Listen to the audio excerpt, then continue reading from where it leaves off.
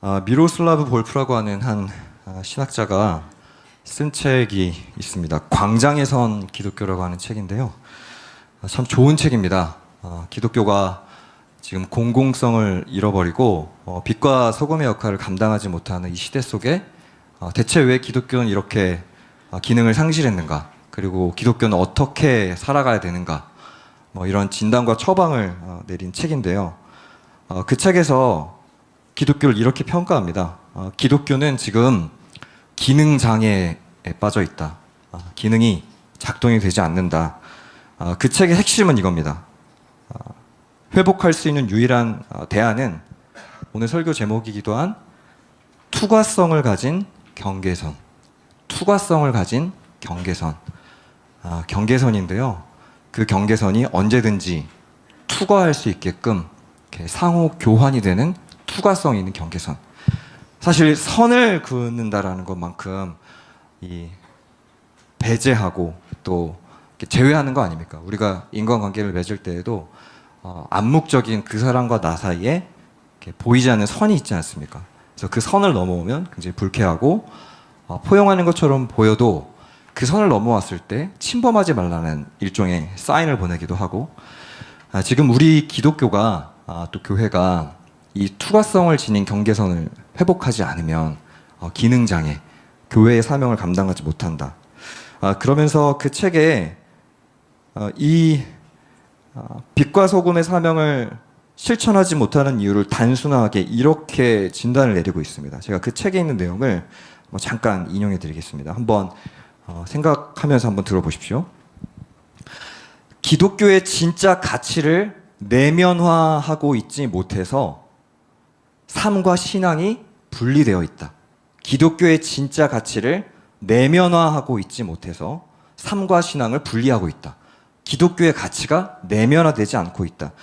볼프는 이제 조금 어려운 표현으로 상승과 회귀라는 표현을 썼는데요.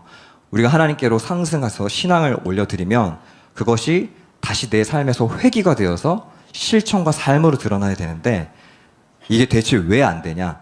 기독교의 가치가, 말씀이 우리 안에 내면화되지 않았기 때문이다.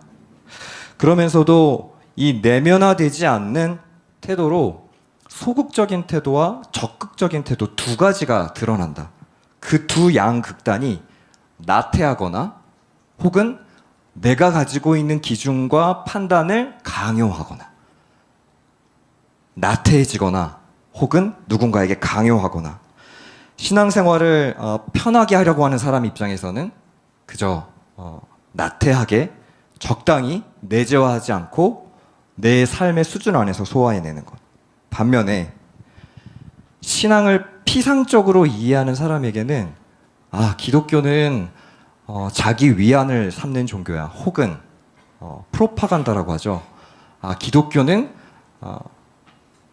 정서를 자극해서 지성을 약화시키는, 우매하게 만드는 프로파간다의 종교야.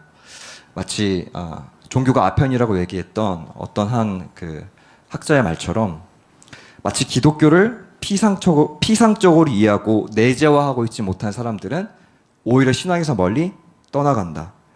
그리고 또 어떤 사람은, 신앙이 빈약하고 자신이 없는 사람은 무의식적으로 지금 현실 세대가 짜놓은 이 판에 기독교가 설 자리가 없다, 내 신앙이 발붙일 곳이 없다, 이렇게 치부하면서 그냥 세상이 짜놓은 그 판 안으로 들어가서 그냥 그 문화를 흡수하고 무비판적으로 수용하고 따라가던가, 혹은 오히려 더 극단적인 방법으로 무식하게 누군가에게 강요를 한다는 겁니다.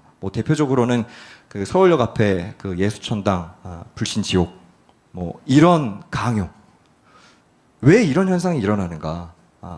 기독교의 진짜 가치가 우리 안에 지금 내재화되어 있지 않기 때문에 이런 신앙에 대한 빈약함이 드러난다.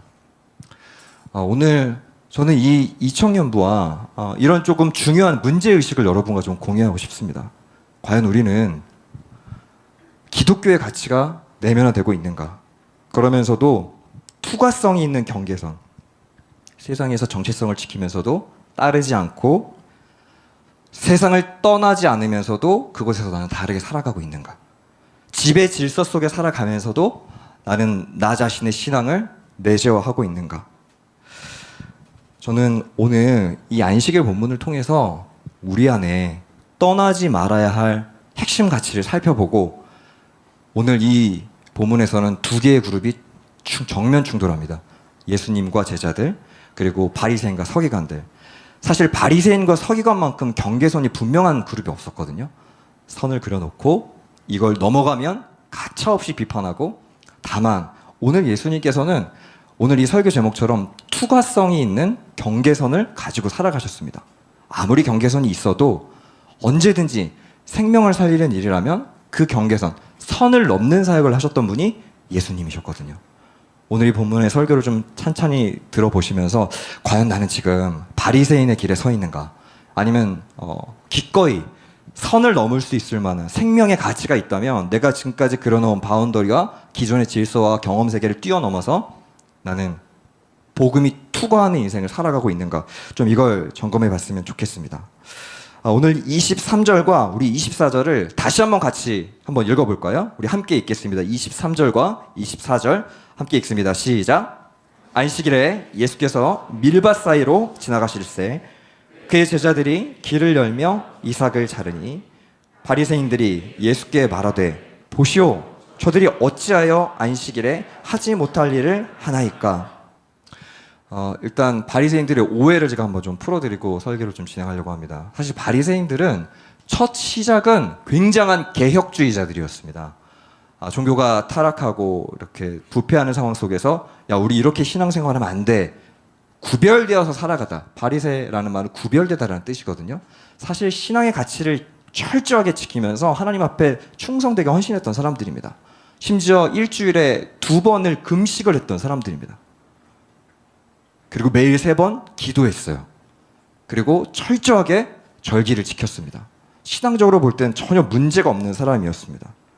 하지만 이 바리새인들의 문제가 뭐였습니까? 경계선에만 집착하는 삶을 살아갔어요. 사실 안식일이라고 하는 것은 하던 일을 멈추고 휴식을 갖는 것, 사실 이것보다 더 큰 차원의 의미가 있습니다. 안식일이라고 하는 것은 잠시 내가 분주했던 일상을 멈추어서 하나님이 나에게 말씀해 주신 것을 듣고 그것을 내면화하는 시간이 오늘 이 예배의 시간입니다.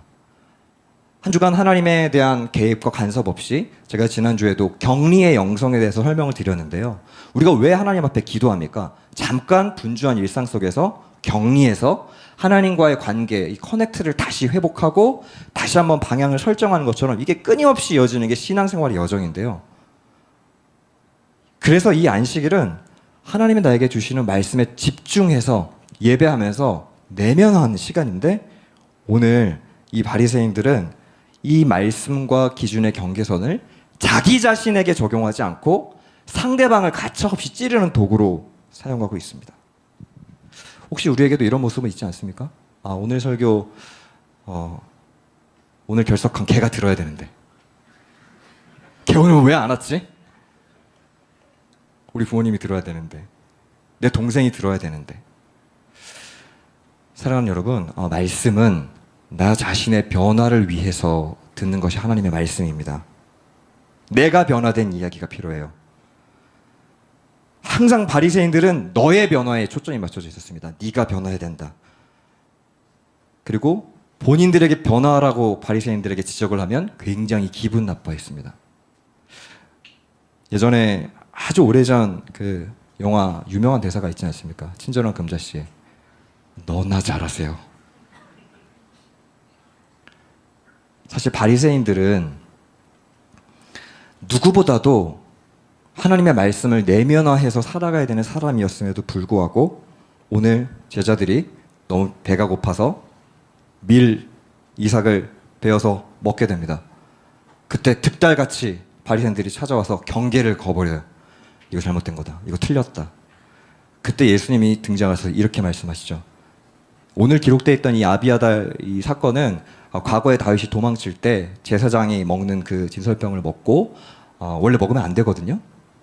그 케이스를 통해서 마치 과거의 판례를 통해서 지금의 현재를 해석하는 그런 관점인데요. 이 유대인들 입장에서는, 이 바리새인들 입장에서는 예수님을 정치적으로 공격하고 싶었기 때문에 이 작은 꼬투리를 잡아서 자신의 입지를 우위에 서려고 했습니다. 지금 이 바리새인들이 이런 시도를 했던 것은 신앙적인 이유가 아니라 사실은 마음의 중심에 있는 진짜 동기가 있었어요. 예수를 잡고 싶었거든요. 예수가 자기 자신의 기반을 흔들기 때문에 자기 자신의 사회적 위치를 흔들고 있었기 때문에 이걸 접목시키고 싶었단 말이에요. 그런데 그때 예수님께서 이렇게 답을 해주십니다. 25절과 26절 우리 같이 다시 한번 이 말씀 함께 읽어보겠습니다. 25절과 26절입니다. 시작.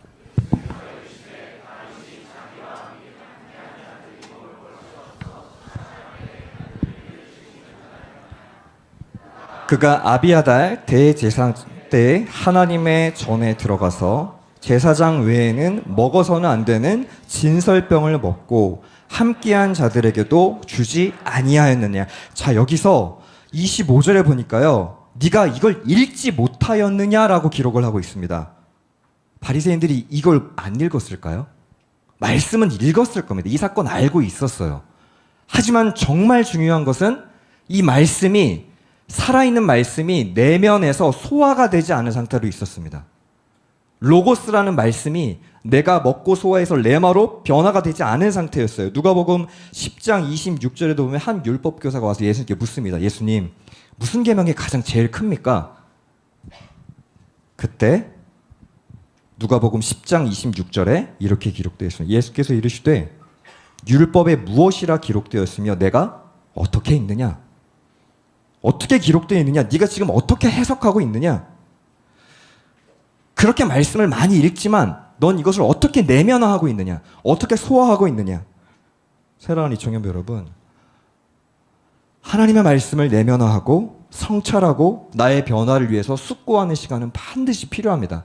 마치 성경 말씀 또한 인스턴트식으로 마치 인풋이 들어가면 아웃풋이 나오는 것처럼 그런 쉬운 방식으로 하나님의 말씀을 소화하는 것, 그걸 뛰어넘어서 이 말씀이 오늘 나에게 뭐라고 말씀하는지를 우리는 반드시 들어야만 하고, 그리고 그 경계선으로 주어진 말씀이 정말 나를 살리고 있는 말씀인지를 점검해 봐야 돼요. 제가 예전에 한번 어떤 그 신문 기사를 보다가 한 기업에서 그 이제 서비스업 이제 전화 이제 상담을 응대하는 사실 이게 굉장한 감정 노동이잖아요. 해보신 분들은 아시겠지만 저도 가끔씩 모르는 번호로 전화가 올 때 살짝 긴장합니다. 혹시라도 그 상황에 대해서 잘 대처해야 되기 때문에 뭐 저뿐만 아니라 오히려 더 고객 불만을 접수해야 되는 그런 응대하는 분들은 더 심적인 고통이 더 크겠죠. 근데 그 회사에서 한 가지 아이디어를 냈어요. 응답을 받는 사람의 가족의 목소리를 그 앞에 있는 그 인트로 멘트로 이렇게 넣는 겁니다. 뭐 예를 들면 이제 남편의 아내가 이제 일하고 있는데 남편의 목소리 이렇게 녹음을 하는 거예요. 이제 잠시 후에 제 사랑하는 아내와 연결해 드리려고 하는데요. 제 아내는 항상 기쁘고 즐겁게 웃는 사람입니다. 지금 몸이 아픈 시어머니가 있음에도 불구하고 일을 정말 잘하고 있는 사람입니다. 여러분, 불만을 쏟아내실 수 있겠어요? 이 상황을 이 서사를 들었는데 누군가의 서사가 내면화되면 그냥 인간의 말을 듣고도 작은 생각의 파동이 일어나고 변화가 일어난단 말이에요. 근데 우리는 말씀 앞에 마치 바리새인과 율법 교사들처럼 이 말씀을 그저 내 인생을 핸들링할 수 있는 마치 도구인 것처럼 대할 때가 얼마나 많습니까? 그래서 예수님이 이렇게 직면하시는 거예요. 너가 정말 말씀을 제대로 읽어보았느냐? 정말 이 말씀을 제대로 부딪혀 보았느냐? 이 말씀 앞에 생명의 변화를 경험한 자들은 삶의 혁신이 일어납니다. 이 안식일은 이 말씀이 내 안에 깊이 내면화되는 시간이에요. 피상적으로 그저 잠시 스쳐 지나가는 그 말씀이 아니라 이 안식일에 멈추어 서서 하나님 말씀을 깊이 상고해 보는 것. 이 시대가 굉장히 비주얼한 시대 아닙니까?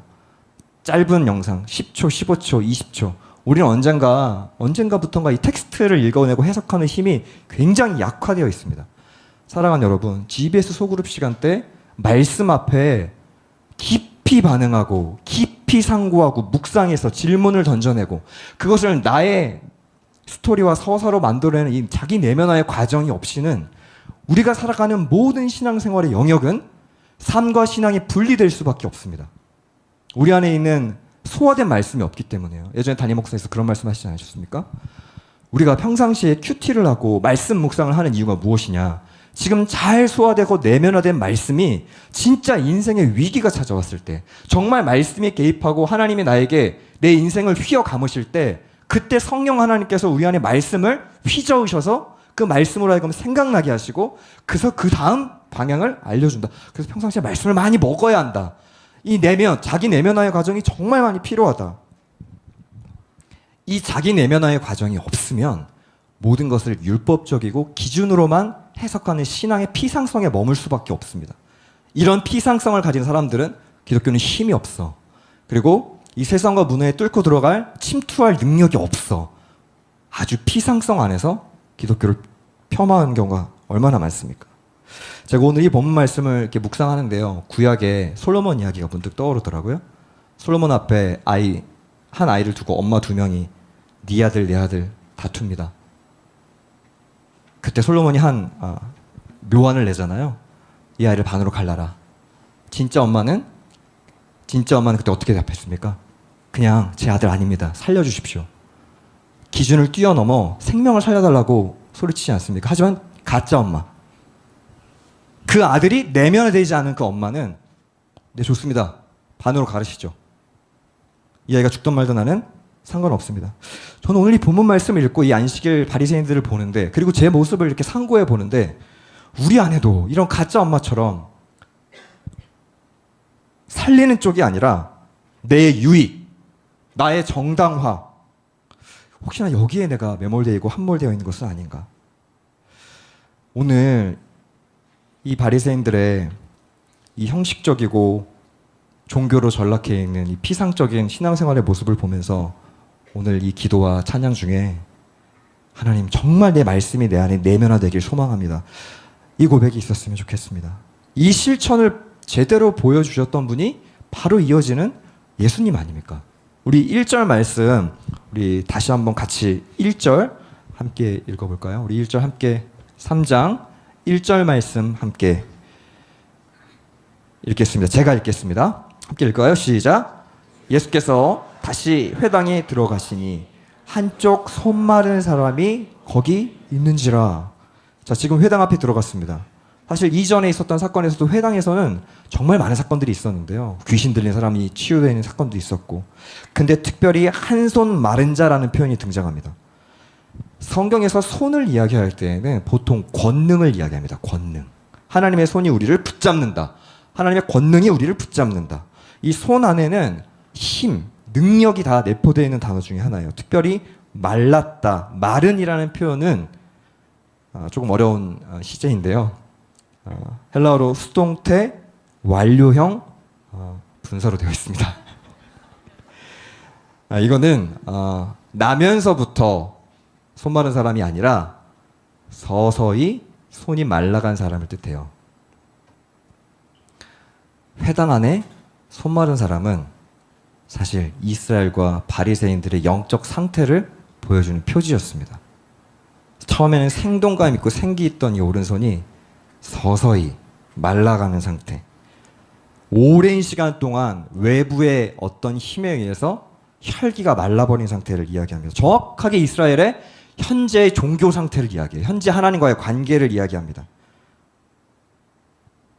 하지만 그때 예수님은 그 손 마른 사람의 혈기 없음에 집중하고 계셨지만 전혀 다른 바리새인들은 2절에 보니까요, 이런 새로운 시선을 취하고 있습니다. 사람들이 예수를 고발하려 하여 안식일에 그 사람을 고치시는가 주시하고 있거늘.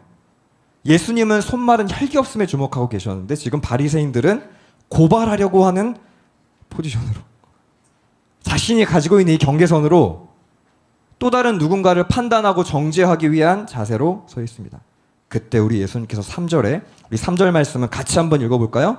우리 3절 말씀 함께 읽습니다. 시작. 예수께서 손 마른 사람에게 이르시되 한가운데에 일어서라 하시고, 일어서라, 이 표현은 부활, 새롭게 다시 회복됨, 병들어 있던 이스라엘의 종교 생활을 향한 피상적이고 그리고 겉핥기에 형식주의적인 신앙생활을 예수님 지금 질타하시면서 일어나라. 그리고 4절에 이렇게 말씀하십니다. 그들에게 이르시되 안식일에 선을 행하는 것과 악을 행하는 것, 생명을 구하는 것과 죽이는 것 어느 것이 옳으냐 하시니 그들이 잠잠하거늘. 바리새인들의 유일한 기준은 율법을 지키는가 안 지키는가, 큐티를 하는가 안 하는가, 기도 생활을 하는가 안 하는가, 예배를 나왔나 안 나왔나, 섬김을 하고 있나 섬김을 하고 있지 않나, 이런 이분법적인 잣대에 갇혀서 누군가를 살리는 게 아니라 죽이는 데 지금 집중을 하고 있었던 겁니다. 물론 이런 형식적인 것도 필요합니다. 신앙의 형식은 정말 중요해요. 정말 중요합니다. 자, 예를 들어서 여기에 있는 이 생수병이 이 케이스를 형식이라고 한다면 이 물을 마시기 위해서는 반드시 이 형식은 필요합니다. 하지만 이 형식이 본질은 아니거든요.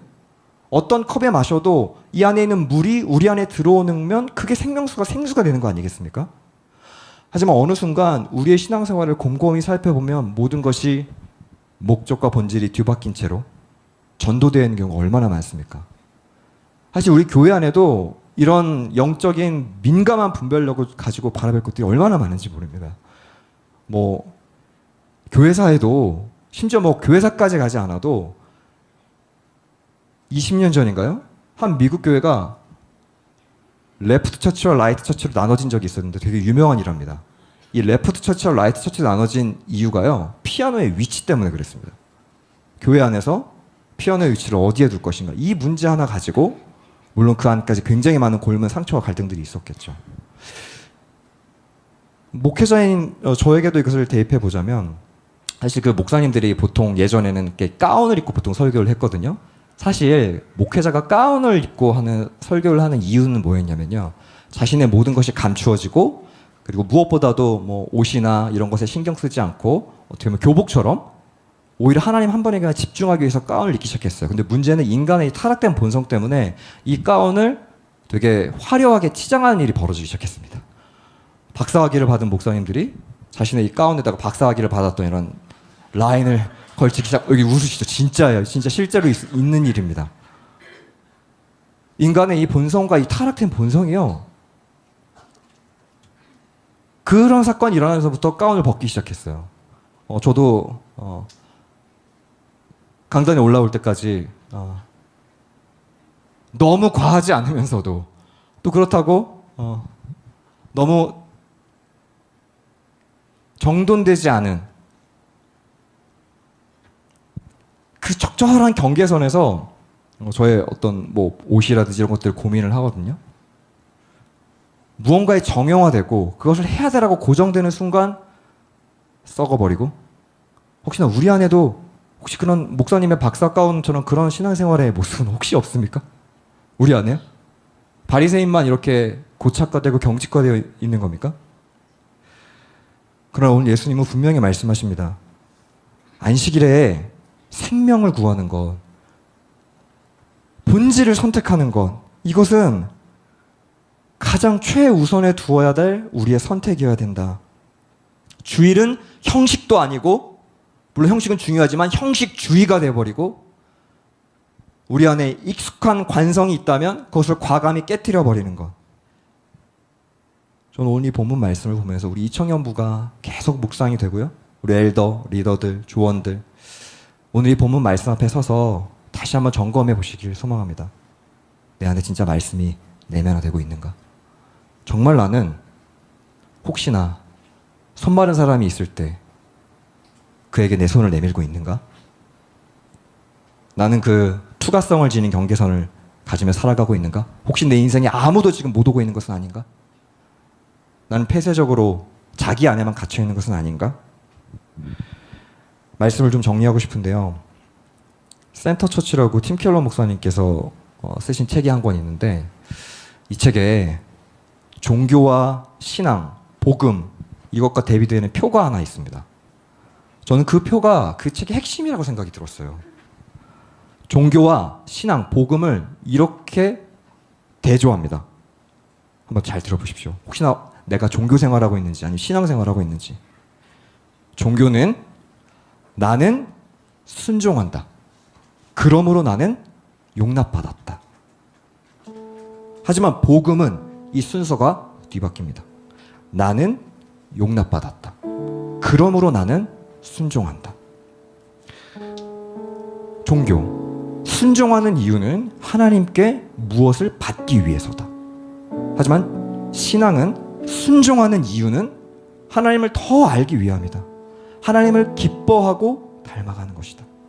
그리고 마지막으로 한 가지 더요. 관계에서 내가 지금 종교인가 신앙인가.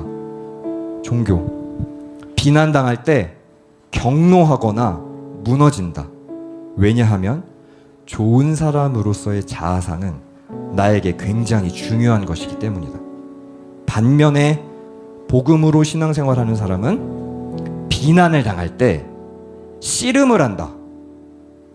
그러나 내가 좋은 사람으로 보이는 것이 필수적이라고는 생각하지 않는다. 사랑하는 이청년부 여러분, 여러분의 신앙생활을 다시 한번 점검하고 돌아보십시오. 우리가 이 세상이라는 광장 앞에 서 있는데 이 말씀에 대한 피상성과 투과되지 않는 그런 철저한 경계선을 가지고 혹시나 우리는 고립되어 있는 거 아닙니까? 이 세상 속에서. 그리고 나는 이 공동체 안에 있지만 여전히 나의 기준과 나의 아집과 독선을 가지고 바리새인처럼 판단하고 누군가를 손마른 자를 야 어떻게 안식일에 저 사람을 고칠 수가 있어. 그 사람의 회복에 대해서는 전혀 관심 없이 나 자신에게만 매몰되고 함몰되어 있는 것은 아닙니까? 전에 그 미국의 간호보조사 소송사건 기억하십니까? 아무도 의사가 없어요. 간호보조사가 유일하게 한 사람이 있습니다.